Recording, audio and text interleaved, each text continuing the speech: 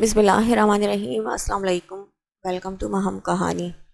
Please novel کو like کر دیجئے، اگر آپ نیو ہیں تو سبسکرائب ضرور کر دیجئے اور ناول کے بارے میں اپنی قیمتی رائے ضرور دیا کیجئے۔ چلتے ہیں ناول کی طرف۔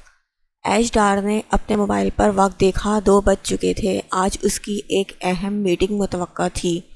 وہ کیفے میں موجود ٹیبل پر اپنا موبائل اور بیگ رکھے بیٹھی تھی، کسی کے انتظار میں۔ اتنے میں ہی ایک سوٹڈ بوٹڈ شخص اندر داخل ہوا، جس نے گرے 3 پیس سوٹ پہن کر گرے ٹائی لگا رکھی تھی، چہرے پر ملائمت تھی۔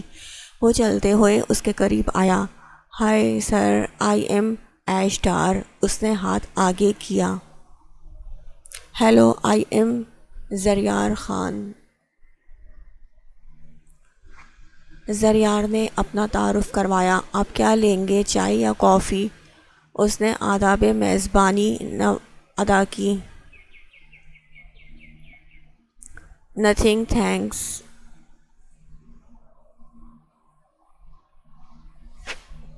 آپ کو شاید کسی اور کا بھی انتظار ہے۔ زریار نے اس کی نظریں باہر سے اندر آنے والے راستے پر مرکوز دیکھیں تو پوچھا۔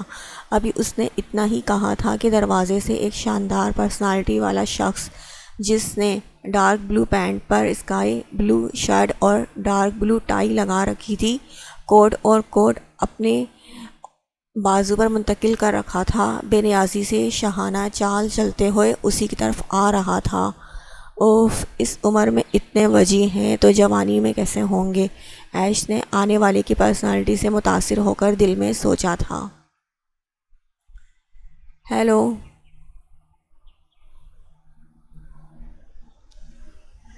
ایش نے پسندیدگی سے اس کی طرف اپنا ہاتھ بڑھایا، جسے اس نے ہلکا سا دبا کر چھوڑ دیا۔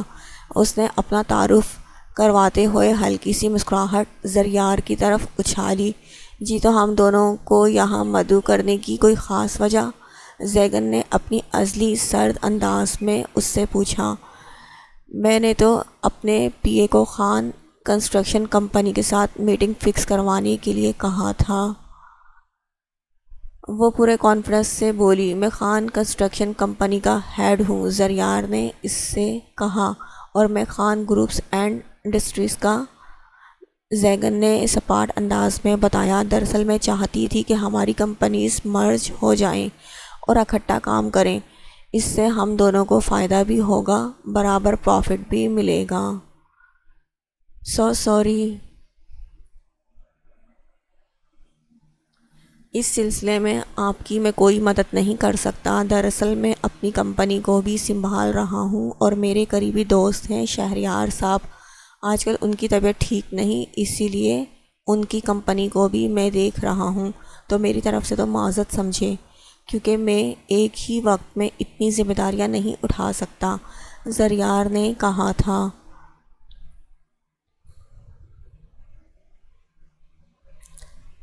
سر آپ بتائیں، وہ زریار کی بات سن کر اب زیگن کی طرف متوجہ ہوئی۔ اگر آپ کو میرے ساتھ کام کرنا ہے تو پہلے ہی سن لے، میں اپنے حساب سے کام کرتا ہوں، مجھے کسی کی بھی بیجا مداخلت اپنے کام میں بالکل بھی پسند نہیں۔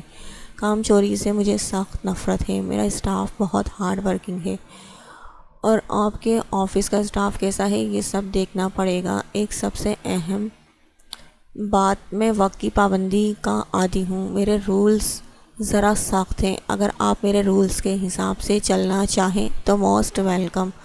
زیگن نے ماہر پیشہ ورانہ انداز میں اسے ڈیل کیا۔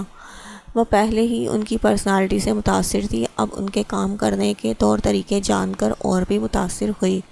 زیگن کے چہرے پر ذرا سی بھی مسکراہٹ کا شائبہ نہ تھا، جبکہ زریار کے چہرے پر ہلکی سی مسکراہٹ تھی۔ ویسے آپ کی اطلاع کے لیے عرض ہے، ہم دونوں بھائی ہیں۔ زریار نے اس کے سر پر بم پھوڑا۔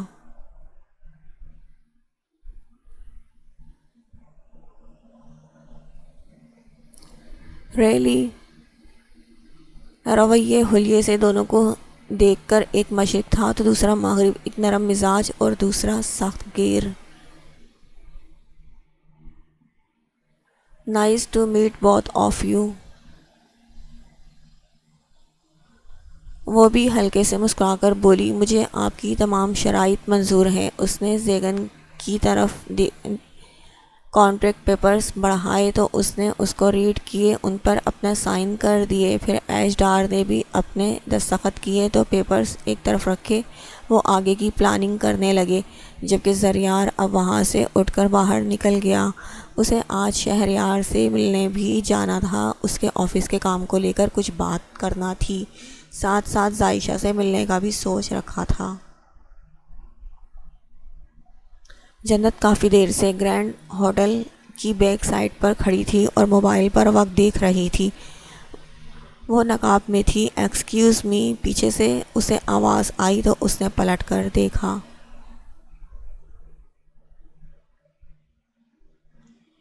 آپ؟ جنت نے اسے پہچان لیا، یہ وہی لڑکا تھا جو کالج میں ہمیشہ اس کی بہن منت کو تاڑتا رہتا تھا۔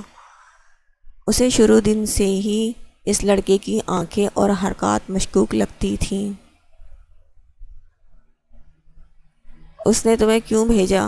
اس لڑکے نے سوالیہ نظروں سے درشت لہجے میں پوچھا۔ آپ پلیز میری بہن کی تصویریں ڈیلیٹ کر دیں، اور ویسے بھی وہ ایسا کچھ بھی نہیں کر سکتی۔ یہ تصاویر آپ نے فوٹو شاپ کی ہیں، میں جانتی ہوں یہ سب جھوٹی تصاویر ہیں۔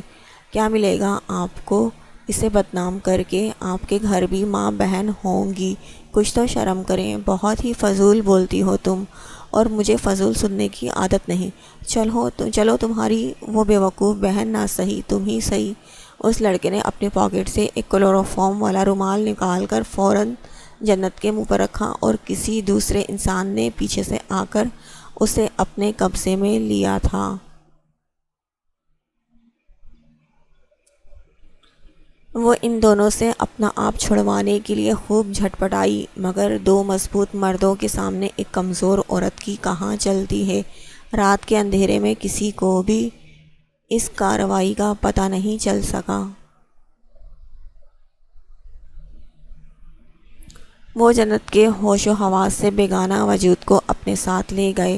وہ تھوڑی سی کسمسائی اور آہستہ آہستہ آنکھیں کھولیں تو خود کو اندھیرے میں پایا۔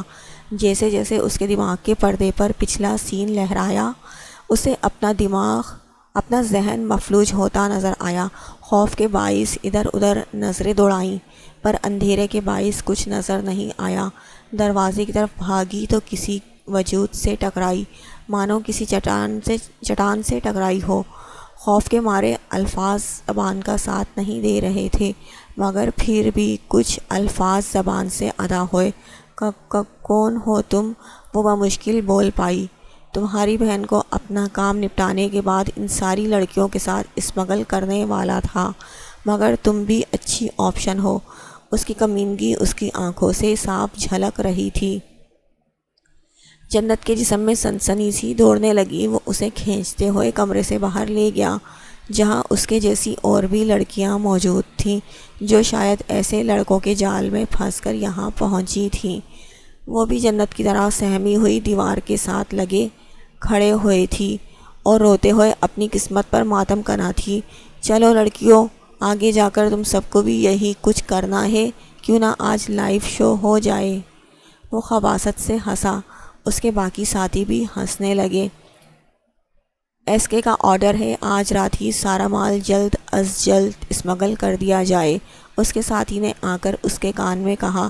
جنت اپنی ہمت مجتمع کرتے ہوئے بولی، دیکھو پلیز مجھے جانے دو، میں نے تمہارا کا کیا بگاڑا ہے؟ خدا کے واسطے مجھے جانے دو، میری مما بابا میرا انتظار کر رہے ہوں گے گھر پہ۔ جنت گڑ گڑا کر بولی، لیکن سامنے کھڑے شخص کو اس سے رتی برابر بھی ہمدردی محسوس نہیں ہو رہی تھی، کیونکہ یہ تو ان لوگوں کے معمول کا کام تھا، یوں ہی لڑکیوں کو بلیک میل کر کے بلانا اور بعد میں اسمگل کر دینا، ان کا رونا دھونا دیکھنا ان کے لیے روزمرہ کا معمول تھا۔ ماہر تھا وہ، جو کب سے ان لڑکوں کے قریب اس کام میں ان کا باس ایس کے شامل تھا۔ ایک دم ان سے دور ہوئی اور موقع دیکھتے ہی دروازے کی طرف بھاگی۔ اسے ایسا کرتے دیکھ وہ سب زور زور سے ہنسنے لگی۔ ان کی ہنسی عجیب تھی، ان کی ہنسی سے اسے خوف آنے لگا۔ وہی لڑکا آہستہ آہستہ قدم بڑھاتے ہوئے اس تک پہنچا اور آہستہ آہستہ پیچھے کی طرف قدم لینے لگی۔ ایسا کرتے ہوئے وہ بالکل دروازے سے جا لگی۔ لڑکا بولا، تو ہر احساس سے عاری تھا، تم جیسی تتلیوں کے پر کاٹنے ہی تو لائے ہیں۔ اس لڑکے نے جنت کا دوپٹہ کھینچ کر اتارا۔ نہیں پلیز، تمہیں خدا کا واسطہ مجھے جانے دو۔ اس نے پھر سے ان کے آگے فریاد کی، پھر اپنے دونوں ہاتھ اپنے سینے پر باندھ لیے۔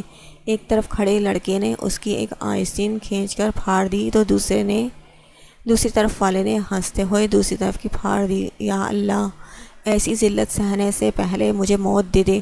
وہ کانپتی ہوئی آواز میں نوحہ کنا تھی۔ وہی لڑکا جو اسے یہاں لا کر اسے برباد کرنے والا تھا، چلتے ہوئے اس کے قریب آ چکا تھا۔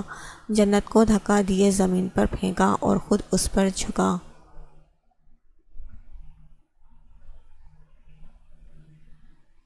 ہے، کسی کی دھاڑ سن کر اس لڑکے نے پیچھے مڑ کر دیکھا۔ دو نقاب پوش تھے، ان میں سے ایک آگے آیا اور اس نے برق رفتاری سے اسے مارتا نکل گیا۔ جنت تو حیرت سے اس لڑکے کی طرف دیکھ رہی تھی۔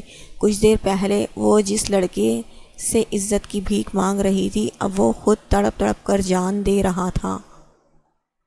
ذیان خان جو چند لمحوں پہلے ہی یہاں پہنچا تھا، اس نقاب پوش کو لڑکے کو مارتے دیکھ چکا تھا۔ ذیان کی حیرت کی انتہا نہ رہی جب اس نے اس نقاب پوش کے ہاتھ میں موجود ایک نشانی دیکھی۔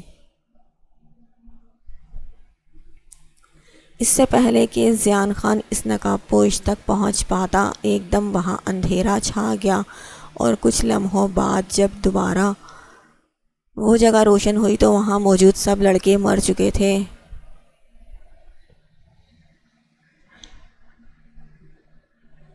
ایس کے کا مطلب اسکارپین چین کنگ، جو پچھلے 30 سالوں سے اس دھندے کا کنگ تھا، اس کے ہاں مطلب اسکارپین کنگ کا نشان تھا۔ ان سب کے ہاتھوں پر اسکارپین کنگ کا نشان تھا۔ ایس کے کام کرنے والے تمام آدمیوں کی کلائیوں پر آج پھر کسی کے ہاتھوں اسکارپین کنگ کے آدمیوں کا بری طرح سے مرڈر ہوا تھا، اور ایک بار پھر لڑکیوں کی عزت و عصمت محفوظ رہی تھی۔ جنت نے جب ذیان کو سامنے دیکھا تو بھاگتی ہوئی ذیان کی طرف آئی۔ گھر میں سے کسی اپنے کو سامنے پا کر وہ ٹوٹ کر بکھری۔ آج اگر ذیان مسیحا بن کر سامنے نہیں آتا تو وہ اپنی عزت کھو دیتی، حالانکہ وہ نہیں جانتی تھی کہ اسے بچانے والے ہاتھ تو کسی اور کے تھے، مگر وہ ذیان کو اپنا مسیحا مان بیٹھی اور بھاگتے ہوئے اس کے سینے سے لگی۔ جنت کو اس حالت میں دیکھ اس کے ماتھے پر شکنوں کا جال بچھا۔ اس نے اپنی شرٹ اتار کر جنت کے شانوں پر ڈالی اور اسے اپنی پشت پر کیا۔ ان سب لاشوں کو پوسٹ مارٹم کے لیے بھیج دو اور ساری لڑکیوں کو محفوظ مقام پر پہنچا دو۔ ان سے انویسٹیگیشن کے بعد انہیں ان کے اصل مقام پر پہنچا دیں گے۔ ذیان خان نے اپنی ٹیم کو آرڈر جاری کیا۔ کسی نے اس نقاب پوش کے شانے سے اپنا شانہ ٹکرایا اور اس کی توجہ ذیان خان کی طرف دلوائی۔ ذیان اب صرف ویسٹ میں موجود جنت کو اپنے ساتھ لیے جا رہا تھا۔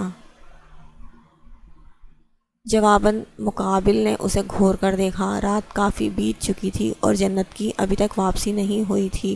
منت کی حالت تو یوں تھی گویا کاٹو تو بدن میں لہو نہیں۔ شدید قسم کے ڈپریشن میں وہ لاؤنج میں ٹہلتے ہوئے بے ہوش ہو چکی تھی۔ منت، کیا ہوا؟ زرشال نے اسے لہرا کر دھڑم سے صوفے پر گرتے ہوئے دیکھ کر پوچھا، مگر وہ ہوش و حواس سے بیگانہ ہو چکی تھی۔ اس کی تیز آواز سن کر سب لاؤنج میں اکٹھے ہو چکے تھے۔ ذیان تو سمجھا تھا کہ گھر میں سب سو چکے ہوں گے، اسی لیے وہ جنت کے ساتھ اندر آیا۔ اس وقت ذیان اور جنت کو اکٹھے عجیب و غریب حالت میں ایک ساتھ اندر آتے دیکھا تو سب کے رنگ فگ ہوئے۔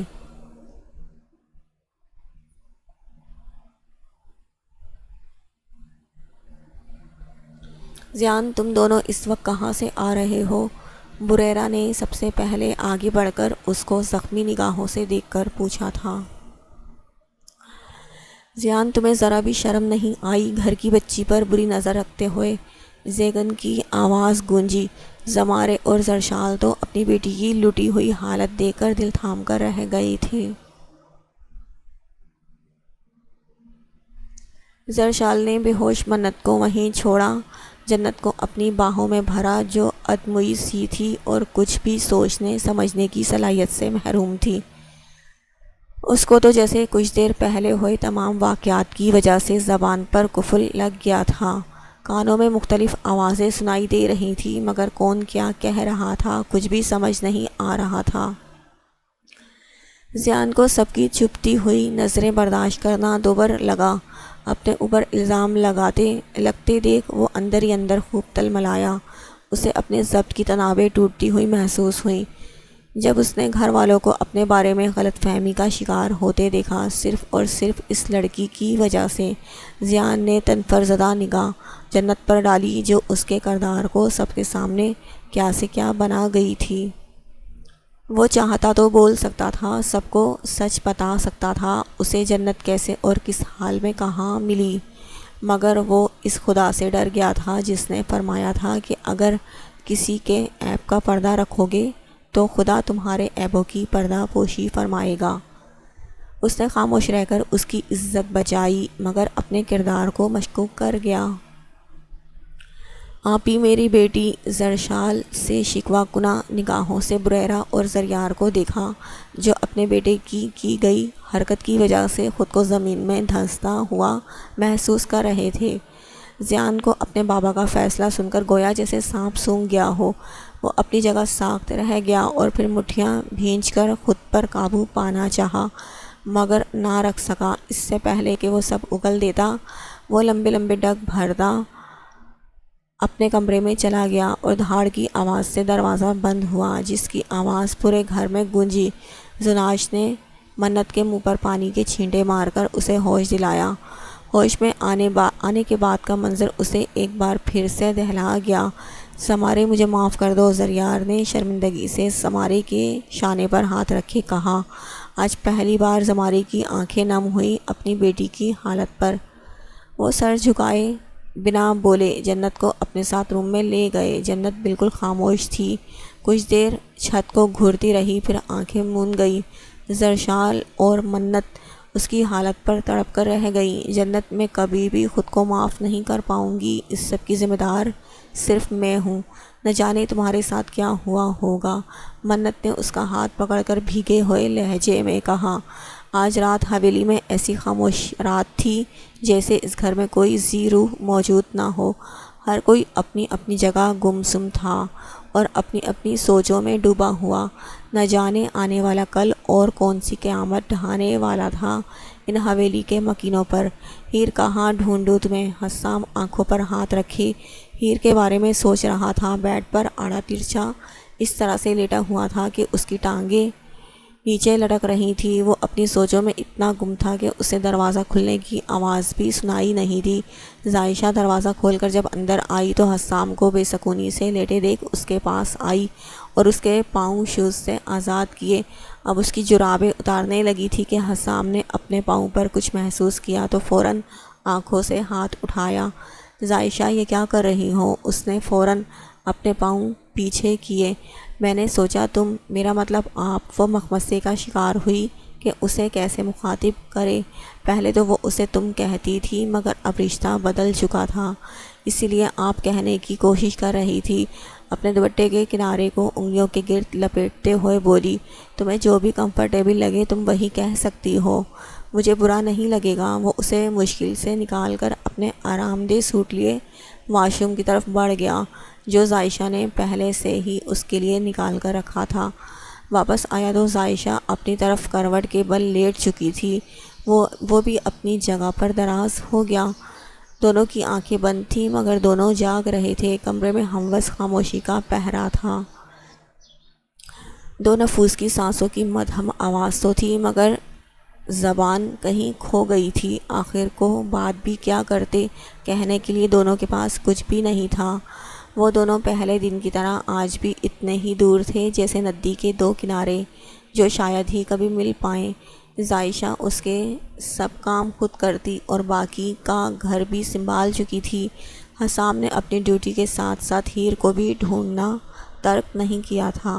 وہ پہلے دن کی طرح روز عائشہ کے اٹھنے سے پہلے اس کے من پسند پھولوں کا گلدستہ بناتا اور اس کے سرانے رکھتا تھا، جسے محسوس کیے عائشہ ہر صبح بیدار ہوتی تھی۔ ایک انچاہا بندھن آہستہ آہستہ من چاہے بندھن میں بنتا ہوا محسوس ہو رہا تھا، مگر فی الحال وہ اپنی کیفیت سمجھنے سے قاصر تھی، اسی لیے خاموش تھی۔ حسام اس کی چپ ٹوٹنے کے انتظار میں تھا، اور یہ انتظار اگر صدیوں پر بھی محیط ہوتا تو وہ کرنے کو تیار تھا۔ آج سائمہ اور اماں جان یہاں رکیں گی تمہارے پاس۔ شیر زمان تیار ہو کر باہر نکلا تو ہیر سے کہا، آپ کہاں جا رہے ہیں؟ ہیر نے پوچھا۔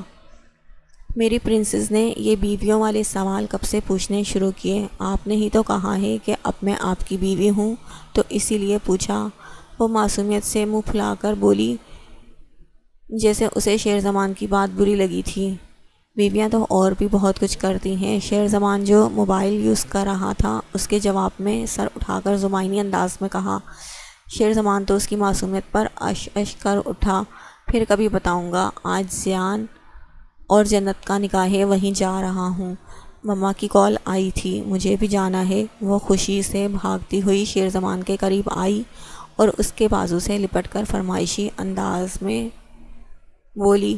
کوئی اور موقع ہوتا تو وہ خوشی کے مارے نہال ہو جاتا کہ اس کی پرنسس آج خود اس کے پاس آئی ہے، مگر اس کا ساتھ جانا مناسب نہیں تھا، اسی لیے ذرا کرخت آواز میں بولا،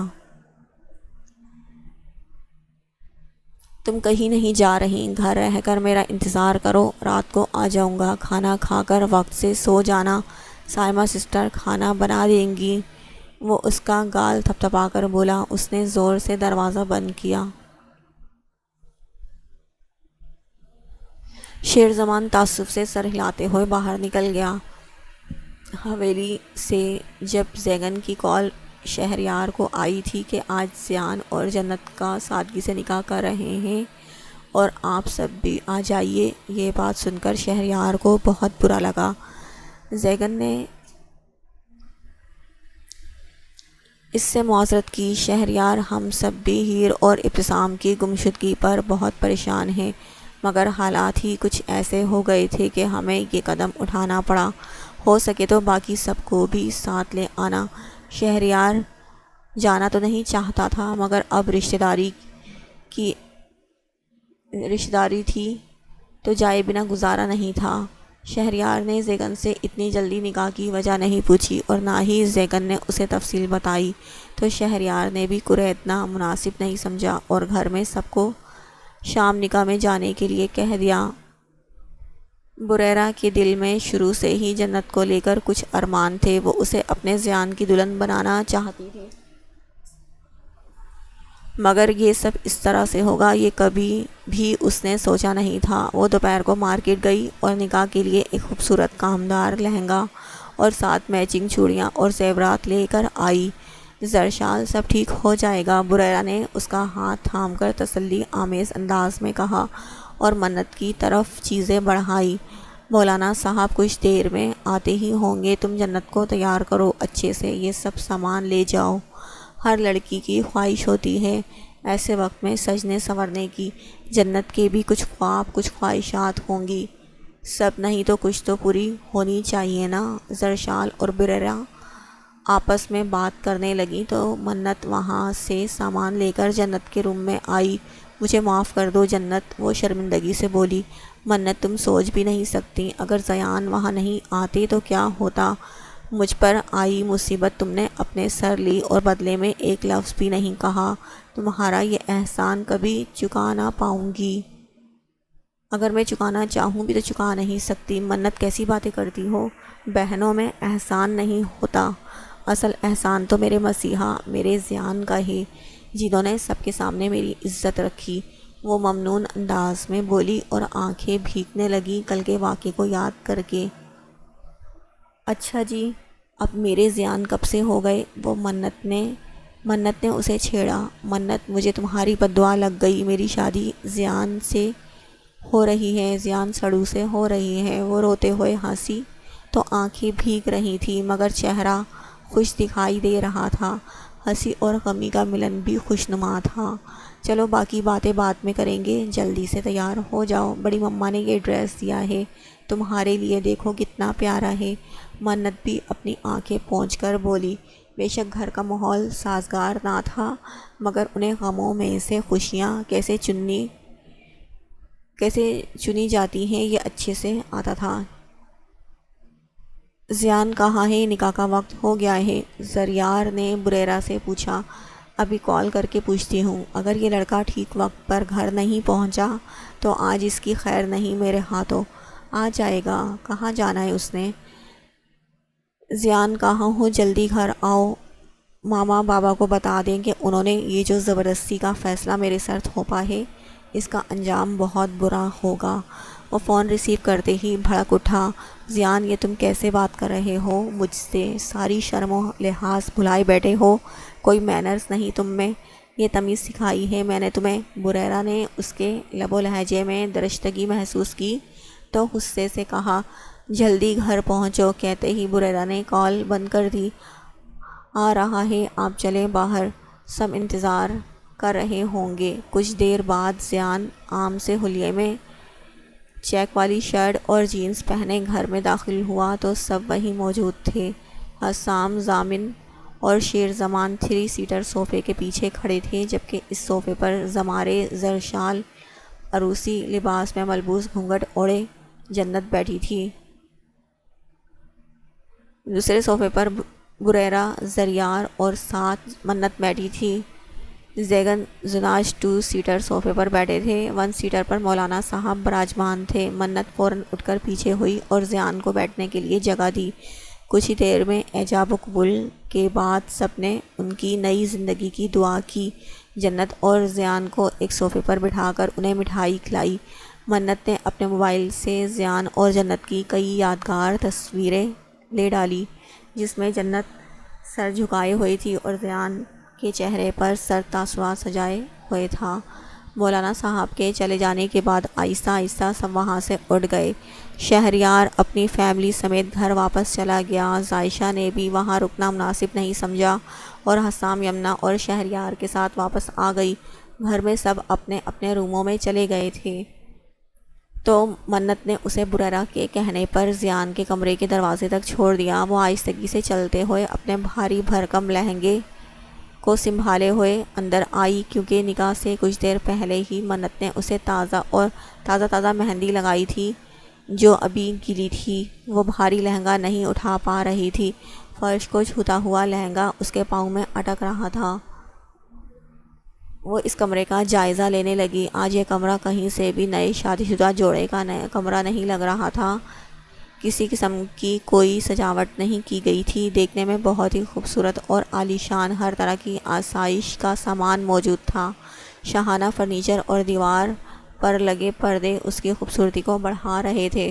ہر طرف سفید رنگ کا کنٹراسٹ، جس میں ہر ایک چیز بڑے ہی ڈیسنٹ انداز میں سیٹ کی گئی تھی۔ زیان جیسے روکھے پھیکے سنجیدہ مزاج انسان کا ٹیسٹ بھی سادہ تھا۔ ہر جگہ سفید اور سادہ مگر ترتیب وار چیزیں موجود تھیں۔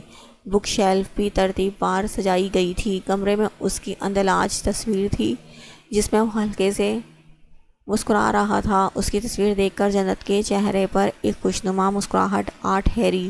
آپ میرے مسیحا ہیں، آپ نے مجھے بچایا، میری عزت بچائی، مجھ پر آنے والے تمام الزامات کو اپنے سر لے لیا، نہ جانے کیسے میں آپ کے یہ احسانات چکا پاؤں گی۔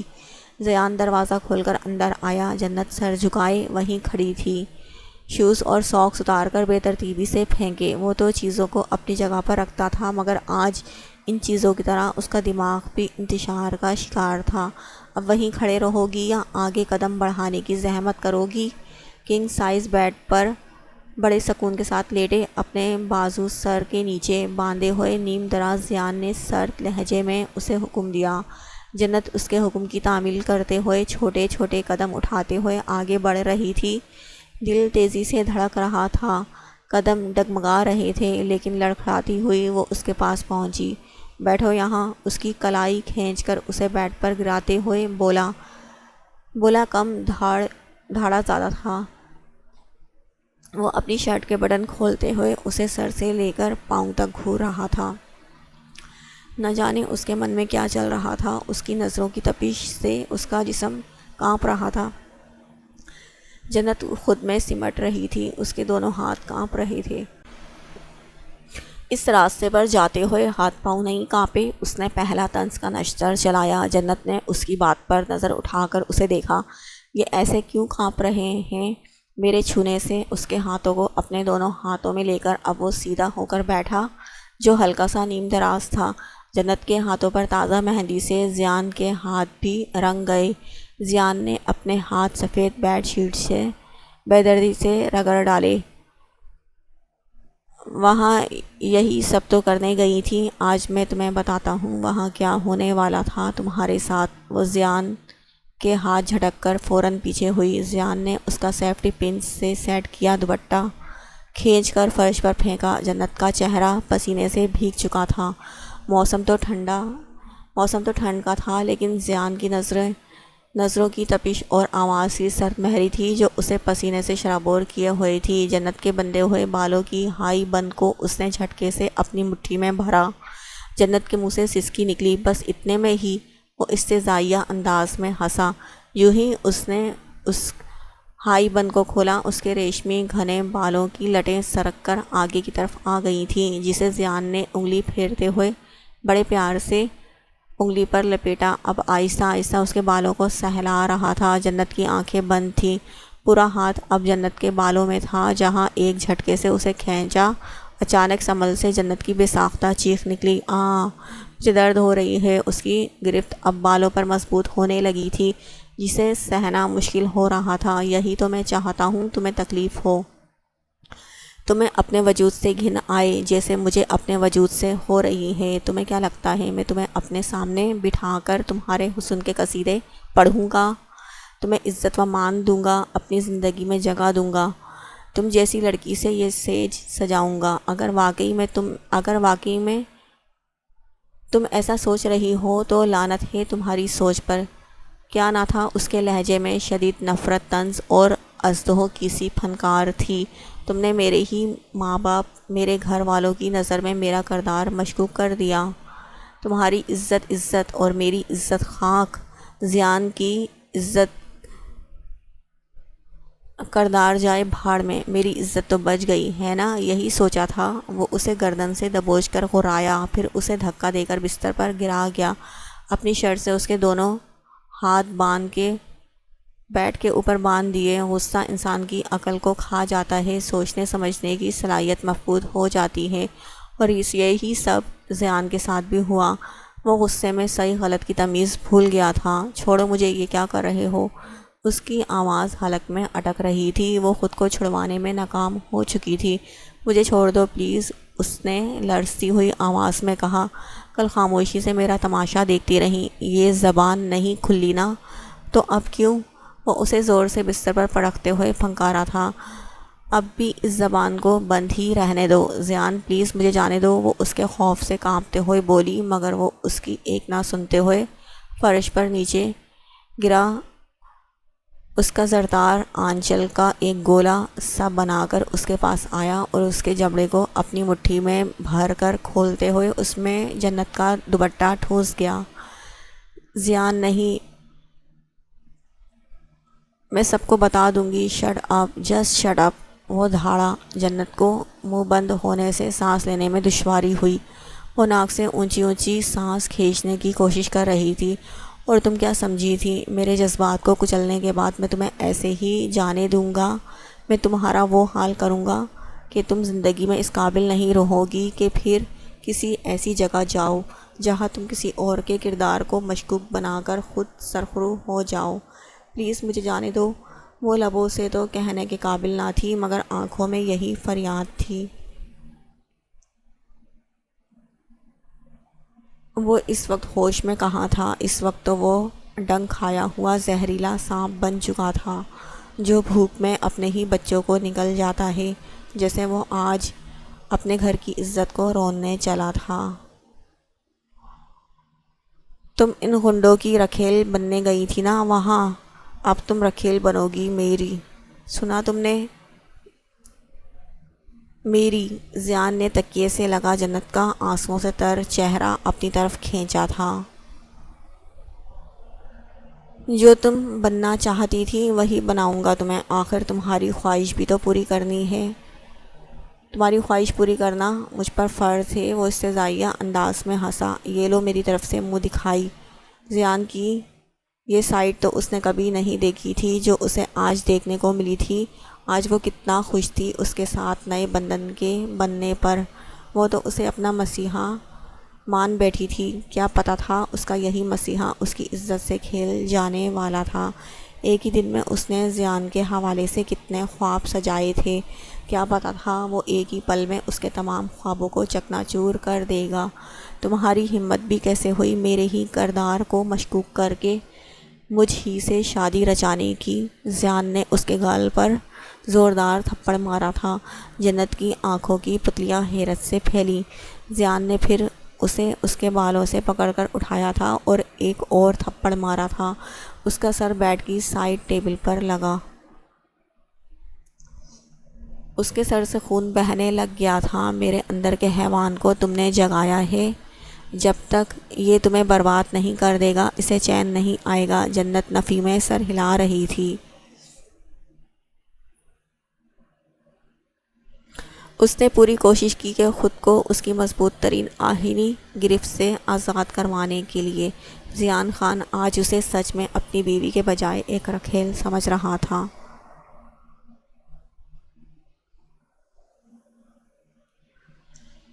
وہ اٹھ کے دروازے تک گیا تھا اور پیچھے مڑ کر دیکھنا بھی گوارا نہیں کیا کہ وہ جس کے وجود کو مردہ بنا کر جا رہا ہے وہ زندہ بھی ہے یا مر گئی۔ چہرے پر تھپڑوں کے نشان تھے جس کی وجہ سے اس کے گال سوج گئے تھے،